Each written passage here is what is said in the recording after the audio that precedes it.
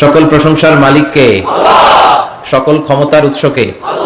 কেউ যেটা পারে না পারে কে? কেউ যেটা দেখে না দেখে কে? কেউ যেটা শোনে না শোনে কে? সে আল্লাহর জন্য আমরা সবাই পড়ছি আলহামদুলিল্লাহ। আওয়াজ করে পড়ি রব্বানা লাকাল হামদ হামদান কাসীরান তাইয়িবান মুবারাকান ফীহি ইয়া রাব্বি লাকাল হামদু কামা ইয়ানবাগি লিজালালি ওয়াজহিকা ওয়া আযীমি সুলতানিকা লাকাল হামদু বিল ঈমান লাকাল হামদু বিল ইসলাম লাকাল হামদু বিল কুরআন। আমরা প্রশংসা করলাম কার? সব সময় প্রশংসা করতে হবে কার? খাওয়ার সময়, ঘুমানোর সময়, টিভি দেখার সময়। টিভি দেখেন না আপনারা? দেখেন না কেউ? কেন দেখেন না? টিভিতে ভালো ভালো প্রোগ্রামগুলো দেখা যাবে, ঠিক কি না? আসলে টিভির কোনো দোষ নাই। টিভিতে যদি ইসলামিক প্রোগ্রাম দেখেন ওটাতে সওয়াব আছে না নাই? আপনি খারাপ প্রোগ্রাম দেখলে যেমনি আপনার আমলনামাতে গুনাহ লেখা হবে, অন দ্য কন্ট্রারি তার বিপরীতে আপনি ভালো প্রোগ্রাম দেখলে আপনার আমলনামায় সওয়াব দিবে কে? একই ছুরি দিয়ে ডাকাত মানুষ মারে, আর ওই একই ছুরি দিয়ে ডাক্তার অপারেশন করে রোগী বাঁচায়। এই জন্য ছুরির কোনো দোষ নাই, দোষ হচ্ছে ওই ছুরিটাকে কোন কাজে ব্যবহার করা হচ্ছে। টেলিভিশনের কোনো দোষ নাই, টেলিভিশনে আমরা লাইভ প্রোগ্রাম দেখি না?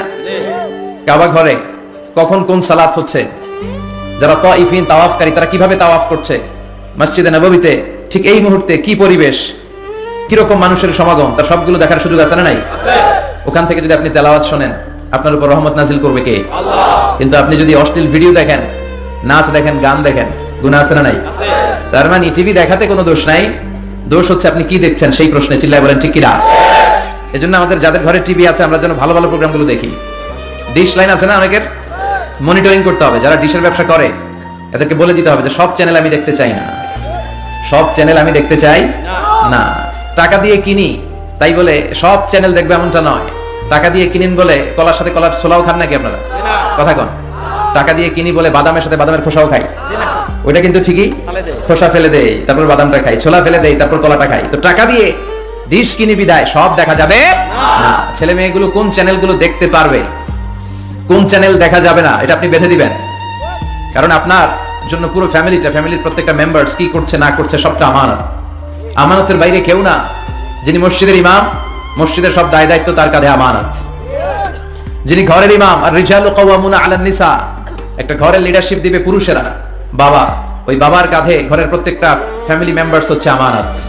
এলাকার যিনি চেয়ারম্যান তার পুরো ইউনিয়ন পরিষদ তার কাঁধে আমানত। যিনি member of the parliament, MP, এই পুরো নির্বাচনী আসনে যা যা দায় দায়িত্ব আছে তার কাঁধে আমানত।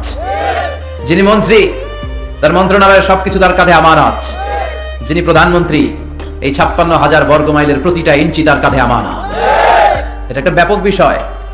এজন্য আপনার ছেলে কোন পথে চলে, কার সাথে মিশে, টিভিতে কোন চ্যানেলটা দেখে, এই ব্যাপারে কিয়ামতের দিন আপনারা জিজ্ঞেস করবে কে? আল্লাহ। কুল্লুকুম রাঈন ওয়া কুল্লুকুম মাসউলুন আন রাইয়াতি, তোমরা প্রত্যেকে দায়িত্বশীল, আর প্রত্যেকের দায়িত্বের ব্যাপারে জিজ্ঞেস করবে কে? আল্লাহ। আমরা যেন আমাদের প্রত্যেকের দায়িত্বের ব্যাপারে সচেতন হই, আর এই টেলিভিশন দেখাটা এটা যেন ভালো কাজে লাগাই, আজে বাজে চ্যানেল যেন না দেখি। রাজি আছেন সবাই? আল্লাহ তুমি সহি সমাজ দান করো, আমরা পড়ি আমিন।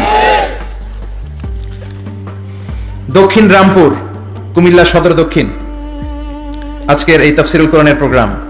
আমার আগে কথা বলেছেন আল্লামা আবু নাসর আশরাফি, হেড মুহাদ্দিস, হাজীগঞ্জ কামিল মাদ্রাসা চাঁদপুর। চমৎকার কথা বলেছেন। আমি দেখছিলাম যে হুজুরের সাথে আপনাদের কানেক্টিভিটি এত বেশি। একজন বক্তার সবচেয়ে বড় দায়িত্ব হচ্ছে to make a huge connectivity with him and with his audience. তার শ্রোতার সাথে স্পিকারের কানেক্টিভিটি, চোখে চোখে কথার দরকার আছে না নাই? ইঙ্গিত দিলেই শ্রোতা বুঝে যায়, ভেঙে চুরে এক্সপ্লেনেশন করার দরকার হয় না। তো আমি দেখছিলাম যে হিউজ কানেক্টিভিটি, চমৎকার আল্লাহর অস্তিত্ব নিয়ে, আল্লাহর ক্ষমতা নিয়ে একের পর এক স্রষ্টাকে তিনি চোখে আঙ্গুল দিয়ে চিনিয়ে দিচ্ছিলেন। বিশ্বনবীও এমন ভাবে আল্লাহর কাছে চাইতেন আর বলতেন, আল্লাহুম্মা ইন্নী আবদুক ওয়া ইবনু আবদিক নাসিয়াতি বিয়াদিক। আল্লাহ আমি আপনার গোলাম, গোলামের ঘরের গোলাম, বান্দির ঘরের গোলাম, আমার 14 গোষ্ঠী আপনার গোলাম, আমরা গোলাম গোষ্ঠী। নাসিয়াতি বিয়াদিক, আল্লাহ আমার মাথার চুলের ঝুঁটি আপনার হাতের মুঠোয়, আপনি যেখানে টান দিবেন ওদিকে আমি যেতে বাধ্য, আমার নিজের কোনো ইচ্ছা না, সব ইচ্ছার মালিক কে? আল্লাহ। ফাআলুল লিমা ইউরিদ, তিনি যা ইচ্ছা তাই করতে পারেন। তিনি পাহাড়কে দরিয়া করতে পারেন, দরিয়াকে পাহাড় করতে পারেন, ধনীরে গরিব বানাতে পারেন, গরিবরে ধনী করে দিতে পারেন, ক্ষমতাসীনরে ক্ষমতার চেয়ার থেকে লাথি দিয়ে নামায় দিতে পারেন। আবার যারা মাজলুম, যারা নির্যাতিত, তাদেরকেও ক্ষমতার চেয়ারে বসায় দিতে পারে। এজন্য কেউ যেটা পারে না পারে কে?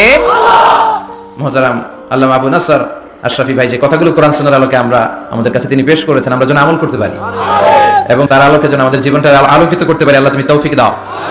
কথা বলেছেন হযরত মাওলানা শাহ হায়াত বিন তাহের, খতিব বাইতুন নূর জামি মসজিদ জাউতলা। আজকের প্রোগ্রামের প্রধান অতিথি জনাব আব্দুল হাই বাবলু, ভাইস চেয়ারম্যান কুমিল্লা সদর দক্ষিণ উপজেলা পরিষদ। বাবলু ভাই আসছিল না? মাশাআল্লাহ। বিশেষ অতিথি জনাব হাজী আবুল কালাম আজাদ সোহাগ ভাই, চেয়ারম্যান 2 নং চৌয়ারা আসছে। সভাপতি হযরত মাওলানা ইউনুস সাহেব, খতিব দক্ষিণ রামপুর মধ্যমপাড়া জামি মসজিদ এসেছেন সভাপতি। মাশাআল্লাহ তাবারাকাল্লাহ। আজকে 21শে ফেব্রুয়ারি বৃহস্পতিবার। বৃহস্পতিবার বিশ্বনবী রোজা রাখতেন। সোমবার আর বৃহস্পতিবার আপনারা রাখেন তো? সুযোগ হলে রাখবেন। সোমবার বৃহস্পতিবার রোজা রাখা সুন্নাহ, আমরা যেন সুন্নাহর উপরে থাকতে পারি। 21শে ফেব্রুয়ারি অত্যন্ত আমাদের জাতীয় জীবনে গুরুত্বপূর্ণ একটা দিন। ভাষার জন্য লড়াই করে রক্ত দিয়েছে গোটা বিশ্বে, এটার উদাহরণ বিরল, কোথাও পাওয়া যায় না। শুধু আমরাই আমাদের ভাষার জন্য জীবন দিয়েছি। আবার আমরা এই ভাষার লগে লগে অন্য ভাষাতেও এখন কথা কই। কথা কন, হিন্দি আছে না নাই? আমাদের ছেলেমেয়েরা দুর্ভাগ্যজনক হলেও সত্য বাংলার চেয়ে হিন্দি জানে ভালো। কঠিন বাংলা বুঝে না, আমাদের হিন্দি সব মুখস্থ। কি কপাল পোড়া জাতি! যে জাতি ভাষার জন্য রক্ত দেয় সে জাতি নিজ ভাষাকে ভুলে গিয়ে তাদের অনুষ্ঠানে হিন্দি গান বাজায়। আছে না নাই? কুছ কুছ হোতা হ্যায় গানের নাম, কুছ কুছ হোতা হ্যায়। বাংলাকে ভুলে এখন কুছ কুছ হোতা হ্যায়। তো আমরা যেন এই বাংলা ভাষার মর্যাদা রাখি। গোটা বিশ্বে এখন ইন্টারন্যাশনাল মাদার ল্যাঙ্গুয়েজ ডে হিসেবে এই দিনটা পালিত হয়। সিয়েরা লিওনে ওরা ওদের ভাষার পাশাপাশি বাংলা ভাষাকে আরো একটা ভাষা নিজেদের সেকেন্ড ল্যাঙ্গুয়েজ হিসেবে ঘোষণা দিয়েছে। এজন্য যারা এই ভাষার জন্য রক্ত দিলেন, শহীদ হলেন, আমরা আল্লাহর কাছে কামনা করছি এবং দোয়া করছি আল্লাহ যেন তাদের শাহাদাতের সর্বোচ্চ মর্যাদা দান করেন। সম্মানিত সুধী, আমরা এই তাফসীর প্রোগ্রামে যে বইটা থেকে কথা শুনি, চিল্লায় বলেন তো বইটার নাম কি? আমরা সরাসরি কোরআন থেকে কথা শুনবো। তার আগে আল্লাহর নামের 3টা তাকবীর করব। আল্লাহ বলেন ওয়া রাব্বাকা ফাকাব্বির, glorify the name of your Lord. তোমার রবের নামের বড়ত্বের ঘোষণা দাও। আমার সাথে সাথে আওয়াজ করে সবাই পড়বেন আল্লাহু আকবার, আল্লাহু আকবার, আল্লাহু আকবার। আল্লাহ আমাদের তাকবীরগুলোকে তুমি কবুল করো, আমিন। এই তাফসীর মাহফিলে আমরা অনেক সময় ব্যয় করে, বিপুল অর্থ ব্যয় করে আসি একটা উদ্দেশ্যে, একজনকে খুশি করা। তিনি কে? আল্লাহ। আমরা আমাদের পুরো জীবনে জিন্দেগিতে তারে খুশি করতে চাই এবং এই দামি সময়গুলো থেকে আমরা যেন কিছু শিখে যেতে পারি। শুধু সস্তা স্লোগান, কিছু গরম গরম স্লোগানই যেন এই তাফসীর মাহফিলের উদ্দেশ্য না হয়। স্লোগান আমরা দেব, স্লোগানের টাইম আছে, ঠিক কি না? ওইটা ইমানি জজবাকে চাঙ্গা করার জন্য মাঝে মাঝে স্লোগানের দরকার আছে। বিশ্বনবী জিহাদের ময়দানে স্লোগান দিতেন। বিশ্বনবী ইহুদিদের দুর্গে অ্যাটাক করবেন, তিনি স্লোগান দিয়ে অ্যাটাক শুরু করলেন। তিনি বললেন আল্লাহু আকবার খারিবাত খাইবার, আল্লাহু আকবার বলে তিনি বললেন খারিবাত খাইবার, খাইবারের দুর্গটাকে আমরা এখনই গুড়িয়ে দেব। কারণ আল্লাহর নামের কথা শুনলে, আওয়াজ শুনলে অন্তরে ইমানি জজবা বাড়িয়ে দেয় কে? কিন্তু শুধু স্লোগান সর্বস্ব যেন আমাদের মাহফিল না হয়, আমাদের ইখলাসটা যেন থাকে। আমরা সবকিছু করব একজনকে দেখানোর জন্য। তিনি কে?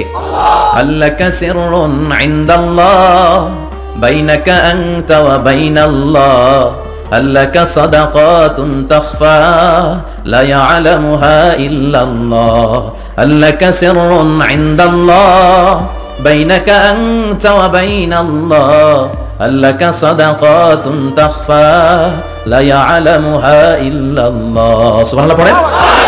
আল্লাকা সিররুন ইনদাল্লাহ, তোমার আর তোমার রবের মাঝে গোপন কোনো আমল আছে নাকি তোমার এরকম, যেটা আল্লাহ ছাড়া আর কেউ জানে না? তোমার জীবনে এরকম কোনো গোপন দান আছে নাকি যেই দানটা আল্লাহ ছাড়া কেউ দেখেনি? এজন্য আমরা একজনকে দেখানোর জন্য কাজ করি। তিনি কে? আল্লাহ। এই মাহফিলে গেলে আমাদেরকে বলে হুজুর আপনার কিন্তু মাহফিল ধরে রাখতে হবে। অনেক জায়গায় বলে হুজুর মাহফিল ধরে রাখবেন, কি করবেন?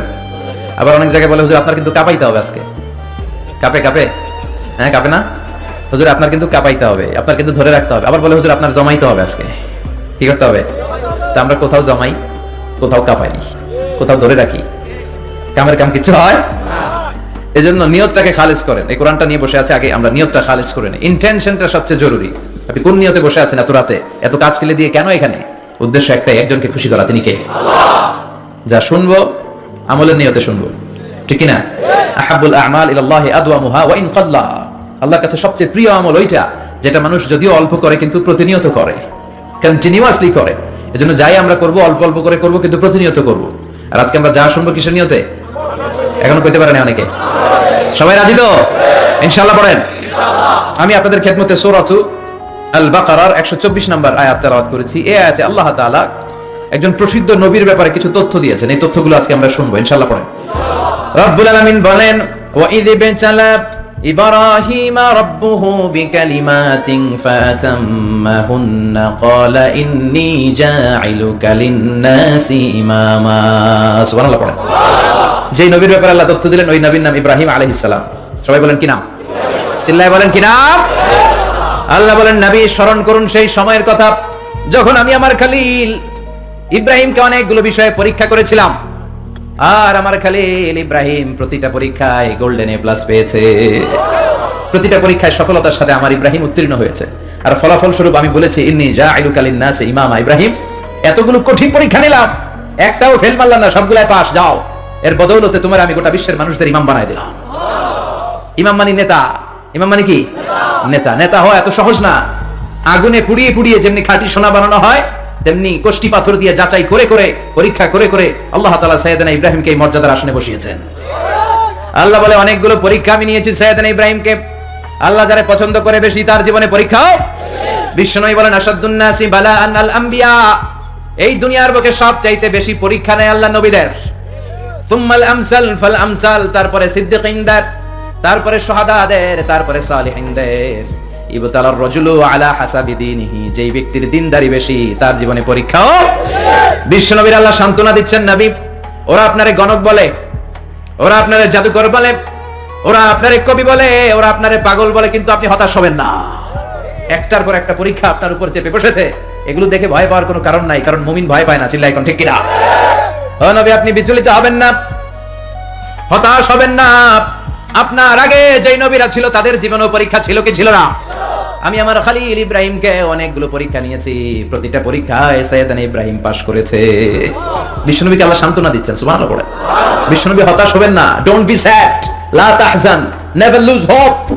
ও নবী আশা হারাবেন না। আপনার উপর যেমন পরীক্ষা আছে, সাইয়েদনা ইব্রাহিমের উপর পরীক্ষা ছিল। সবার উপর আমি পরীক্ষা নেই। আপনারে ওরা কবি বলে গালি দেয়, গণক বলে গালি দেয়, জাদুকর বলে গালি দেয়, পাগল বলে গালি দেয়। যুগের ব্যবধানে এই গালিগুলো আছে, কিন্তু নামগুলো চেঞ্জ হয়েছে। চিল্লায় এখন ঠিক কিনা? এখন আমাদেরকে কবি বলে না, গণক বলে না, পাগল বলে না, এখন আমাদেরকে বলে কাঠ মোল্লা, এখন বলে রাজাকার, এখন কয় যুদ্ধাপরাধী। গালি আছে না নাই? গালির ভার্সন চেঞ্জ হয়, ট্যাগ লাগানোর সিস্টেম চেঞ্জ হয়, কিন্তু ট্যাগ আছে না নাই?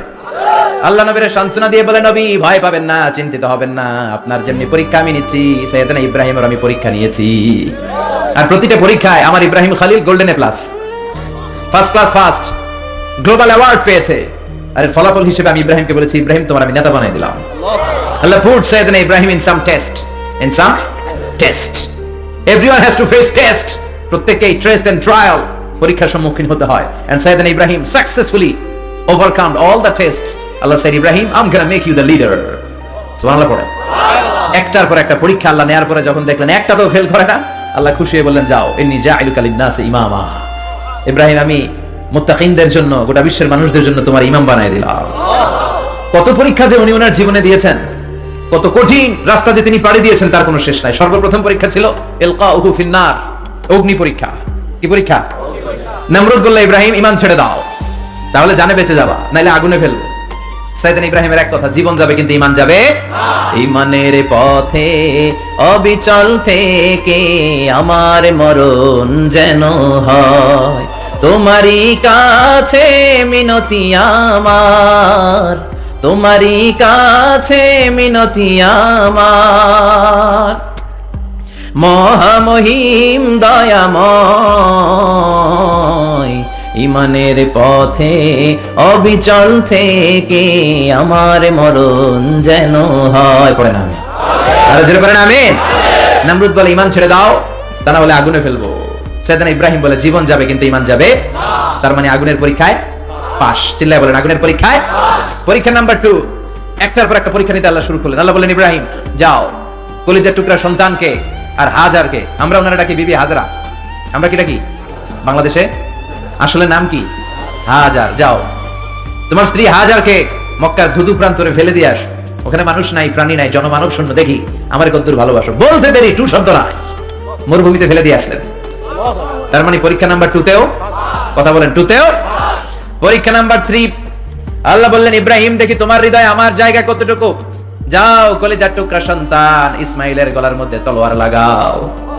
সাইয়েদনা ইব্রাহিম বিয়ে করার পর থেকে আল্লাহর কাছে চাইতে চাইতে শেষ, মাগা সন্তান হয় না। ওনার প্রথম সন্তানটা হয়েছিল সাইয়েদনা ইসমাইল যখন জন্মগ্রহণ করেছে, ইব্রাহিমের বয়স ছিল 86 বছর। সুবহানাল্লাহ কইতে মনে চায় না? এই এলাকায় আসেনি 86 বছর বয়সে সন্তান হয়েছে?